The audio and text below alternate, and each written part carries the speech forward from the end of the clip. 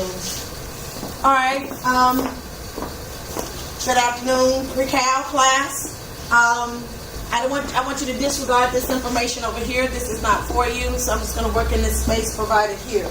I want to try to talk to you about one-to-one property of logarithmic functions. If you recall, we talked about logarithmic properties whereby we had the, one of the rules that we used was the product rule. And it was stated that if we had the log of m plus the log of n, we could expand that, we could condense that to be the log of mn. We also had the property that you had the log of m minus the log of n. That would be the log of m divided by n.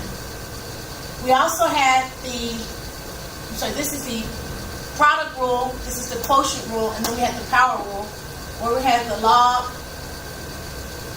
n log m. We could condense that to be log of m to the n. Okay? So, one of the ones we're going to focus on using is this power rule from our logs that we learned. So, the definition is our one-to-one property of logarithms. So we have the one-to-one property.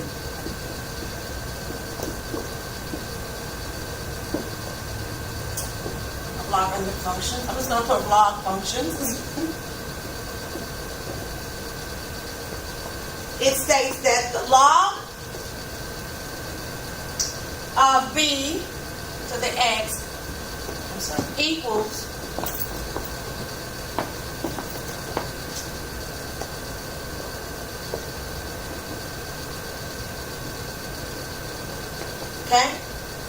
if and only if x equals y. You went to open the door. No, you go ahead and open the door. So the first problem we're going to work is 3 raised to the 2x minus 1 equals 10. Okay, so we have 3 to the 2x minus 1 equals 10. Now, when we worked the exponentials one-to-one property, I told you that if the bases were the same, we could simply bring down our exponents and set them equal to each other and solve for x. But in this particular problem, our bases are not the same. So since they are not the same, we have to use logs. So we're going to put a log on both sides.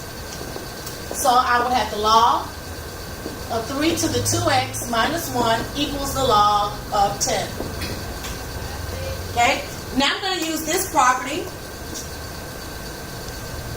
this power property, which says that I have the exponent here. So the log of 3 to the 2x minus 1. Just going to bring that out front.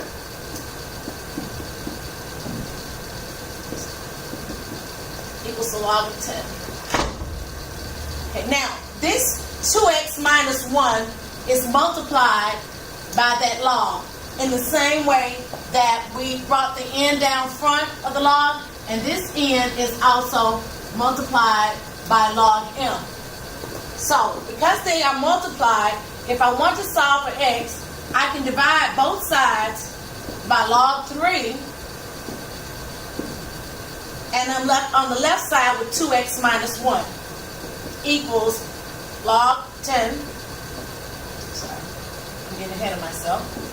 Log of 10 over log of 3. Now, we want to do a little bit more simplification. We know that log base 10 of 10 is 1. That's one of our log rules. So I'll just put this up here. Log base 10. Because remember, logs are inverses of exponents of exponential. So we know that 10 to the first power is 10. So log base 10 of 10 equals 1. So this, because there is no base here, we know the base is understood to be 10. So this is actually a value of 1. So I'm just going to erase that and put 1. Okay? Because that's what this value is. Log base 10 of 10 is 1 divided by log 3.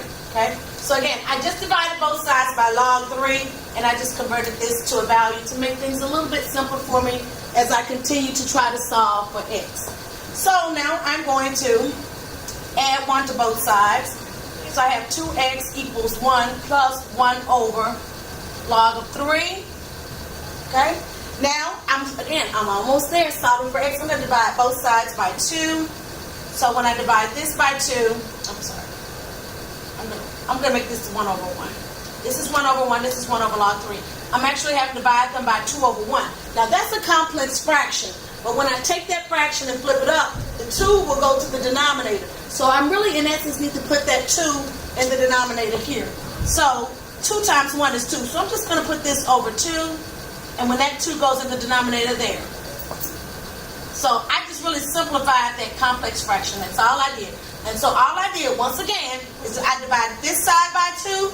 And I divided both of these by 2. Okay? And that's legal. So it's going to be x equals, and we're going to take this and type it into our calculator, and we get approximately equal to 1.55. Okay? And that's what you do. So now I'm going to give you the rest of these for you to look at. These were in your little handout, and I'm also going to provide the link for you on Schoology for you to do them, and there will be other exercises that you can do. I want you to practice these, and then I will give you your homework assignment. So I will come to the camera here and let you see these additional problems. I want you to practice these and discuss these with your peers. You will find the link on Schoology, and you will also be able to use some interactive videos that are similar to some of these problems on the link that I'm going to give you on Schoology that I will post today.